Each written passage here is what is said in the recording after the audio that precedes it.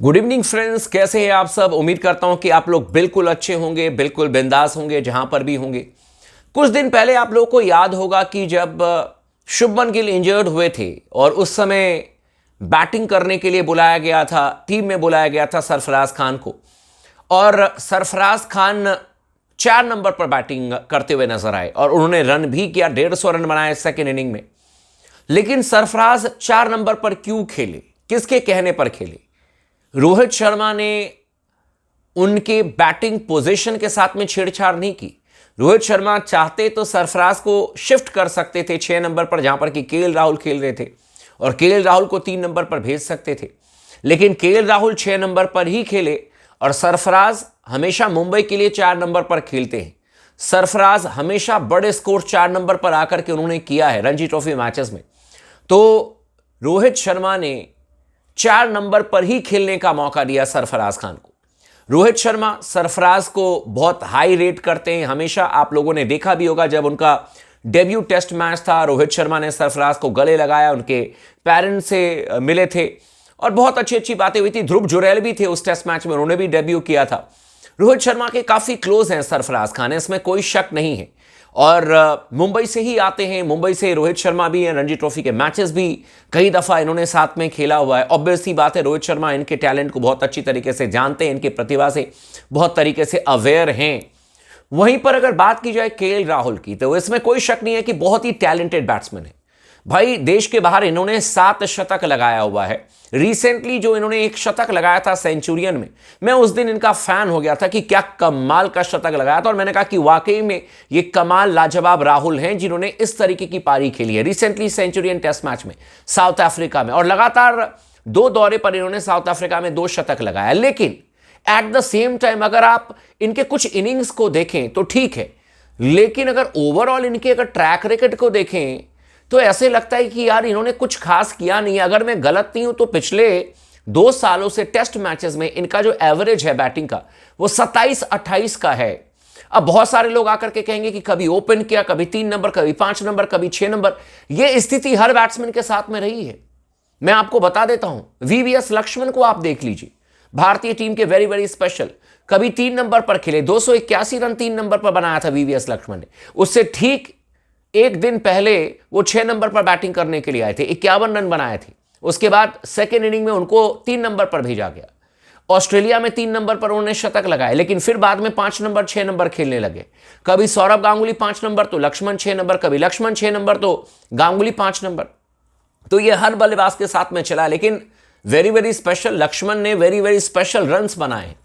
KL Rahul ये नहीं कह सकते कि यार मेरा बैटिंग पोजीशन फिक्स नहीं है तो रनों में दिक्कत हो रही है। लेकिन आज जो एक स्टेटमेंट आया है भारतीय टीम के असिस्टेंट कोच रेयान टेंडुस्टैचे का, उससे क्लियर हो चुका है कि मैनेजमेंट क्या चाह रही है, क्या उनका विजन है, गौतम गंभीर क्या चाह रहे हैं। और साथ ही साथ केएल राहुल का केस जो है उन्होंने संजू सैमसन के साथ में रिलेट कर दिया। रेयान टेंडुस्टैचे ने क्या कहा है असिस्टेंट कोच ने भारतीय टीम के, ये मैं आपको डिटेल में बताऊंगा। और क्या केएल राहुल ही खेलेंगे पुणे टेस्ट मैच में, लगता तो वैसा है, ये भी मैं आपको डिटेल में बताऊंगा। लेकिन आप सभी दोस्तों से एक रिक्वेस्ट है, एक गुजारिश है, अगर आपने अब तक चैनल को सब्सक्राइब नहीं किया तो जरूर कर लीजिएगा, वीडियो को भी लाइक कर लीजिएगा और लगातार बने रहें आप स्पोर्ट्स टॉक के साथ में। और किस जगह से आप इस वीडियो को देख रहे हैं आप हमें कॉमेंट करके जरूर बता सकते हैं। रेयान टेंडुस्टैचे ने आज एक बात कही है, उन्होंने कहा है कि जिस तरीके से संजू सैमसन को लेकर के बहुत सीरियस हैं गौतम गंभीर, और जिस तरीके से एक लॉन्ग रोप दिया है संजू सैमसन को, यानी कि बार बार फेल हुए संजू सैमसन श्रीलंका में दोनों इनिंग्स में, लेकिन इसके बावजूद भी संजू को कहा कि आप T20 खेलोगे, आपको हम खिलाएंगे। उसी तरीके से केएल राहुल को लेकर के भी गौतम गंभीर की सोच है। और गौती, उन्होंने कहा कि Gauti wants to give K L Rahul a long rope, यानी कि एक लंबी रस्सी केएल राहुल को देने के लिए तैयार हैं गौतम गंभीर। यानी कहने का मतलब यह है कि केएल राहुल मोस्ट लाइकली आपके लिए दूसरे टेस्ट मैच में पुणे में खेलेंगे। रेयान टेंडुस्टैचे ने और भी चीजें कही हैं, सरफराज के बारे में भी उन्होंने बयान दिया है। उनका यह कहना है कि देखिए ये बात तो बिल्कुल क्लियर कट है कि इस समय कंपटीशन बहुत टाइट है। सरफराज ने 150 रनों की पारी खेली और यह कोई आसान इनिंग नहीं है। और हमें भी पता है कि 7 बल्लेबाजों में, मतलब कि इंक्लूडिंग ऋषभ पंत, वो विकेट कीपर में आते हैं, लेकिन ऑब्वियस सी बात है कि उनको भी बैट्समैन में आपने काउंट किया।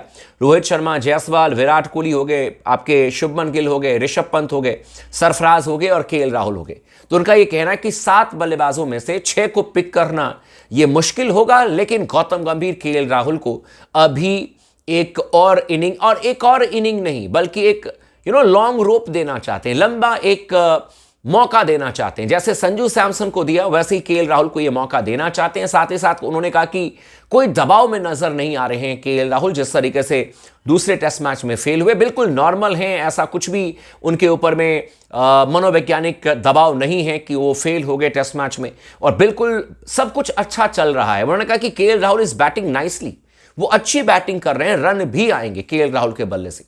यानी कि गौतम गंभीर चाह रहे हैं कि केएल राहुल को एक और टेस्ट मैच मिले, या हो सकता है कि और भी फेल होंगे तो एक और सीरीज, ऑस्ट्रेलिया के लिए भी सीरीज देने को तैयार हैं गौतम गंभीर। ये उनकी सोच हो सकती है क्योंकि असिस्टेंट कोच ने उनका नाम लिया है। अब आते हैं सिक्के के दूसरे पहलू पर, जहां पर कि सरफराज खान के बारे में चर्चा करेंगे। हमेशा से रोहित शर्मा ने चाहा कि सरफराज खान को मौका मिले और उनकी कप्तानी में सरफराज को डेब्यू भी कराया गया, रन भी बनाया सरफराज ने। अब मुझे कोई बताए कि एक बल्लेबाज जिसने 4 टेस्ट मैच खेले हैं, मात्र 4 टेस्ट मैच खेले हैं, उसमें से 3 50 हैं सरफराज की और एक धमाकेदार 150 रनों की पारी है।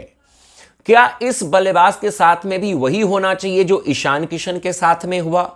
200 रन बनाने के बाद ईशान किशन को मौके नहीं मिले ओडीआई मैचेस में। जब ईशान किशन ने 2 बैक टू बैक 50 रन बनाए तो फिर इनको T20 से कहा गया कि हमें जितेश शर्मा को मौका देना है। मतलब ये तो थोड़ा सा अन्याय हो जाएगा मेरे ख्याल से। ये मेरा पर्सनल ओपिनियन है, मैनेजमेंट की अपनी सोच होती है, मैनेजमेंट अपने हिसाब से चलते हैं, लेकिन मुझे लगता है कि जब आप इनफॉर्म बैट्समैन के बारे में चर्चा करते हो कि भाई ये फॉर्म में है, ये रन कर रहा है, तो आप ये भी देखो कि केएल राहुल के 12 रन पिछले मैच में और इनके 150 रन। दूसरी बात, मैं सिर्फ एक मैच का एग्जाम्पल नहीं लूंगा। केएल राहुल ने बांग्लादेश के खिलाफ में भी एक ही मैच में उन्होंने इंप्रेस किया था, जब तेजी से बैटिंग करते हुए उन्होंने 50-60 रन ठोके थे, उसमें अच्छी बैटिंग की थी। लेकिन आपको याद होगा कि पहले टेस्ट मैच की पहली पारी में जब भारतीय टीम को जरूरत थी वो 12-13 रनों पर आउट हो गए। सवाल यह है कि क्या under pressure KL Rahul run करेंगे भारतीय टीम के लिए? अगर केएल राहुल एक भी मैच में अंडर प्रेशर रन करके 4 मैच फेल हो जाते हैं, मुझे कोई शिकायत नहीं है उनसे। मैं कभी नहीं कहूंगा कि केएल राहुल को ड्रॉप कीजिए, लेकिन अंडर प्रेशर इनिंग आनी चाहिए जब भारतीय टीम को जरूरत हो। ऋषभ पंत ने 8 शतक, कितने शतक हो गए ऋषभ पंत के? 6 शतक हैं, 1 रन और आता तो 7वां शतक होता, और सारे सेंचुरी अंडर प्रेशर है ऋषभ पंत के। एक भी शतक कोई कह दे कि ऐसे मैच में जहां पर कि कोई जरूरत नहीं थी, नहीं भी रन बनाते तो भी कोई मैटर नहीं था, हर शतक उनका महत्वपूर्ण रहा है, चाहे वो साउथ अफ्रीका में हो, चाहे वो आपके इंग्लैंड में हो। मैं केएल राहुल से चाहता हूं कि आप भी महत्वपूर्ण समय में शतक लगाओ, इंपॉर्टेंट इनिंग्स खेलो। जब सब मार रहे हैं तब आप मार करके चले जाओगे तो उससे कोई फायदा होने वाला नहीं है। और यह देखना होगा कि गौतम गंभीर केएल राहुल के बारे में, जैसे कि रेयान टेंडुस्टैचे ने कहा कि भाई एक लंबा रन उनको देना चाहते हैं, तो केएल राहुल दूसरे टेस्ट मैच में खेलते हैं, मोस्ट लाइकली शायद वही खेलेंगे, या फिर रोहित शर्मा सरफराज को एक और मौका देने में सफल होते हैं। देखना दिलचस्प होगा। आप लोग का क्या कहना है इसके बारे में, आप हमें कमेंट करके जरूर बताइएगा। चैनल को सब्सक्राइब नहीं किया तो जरूर कर लीजिएगा, वीडियो को भी जरूर लाइक कर लीजिएगा।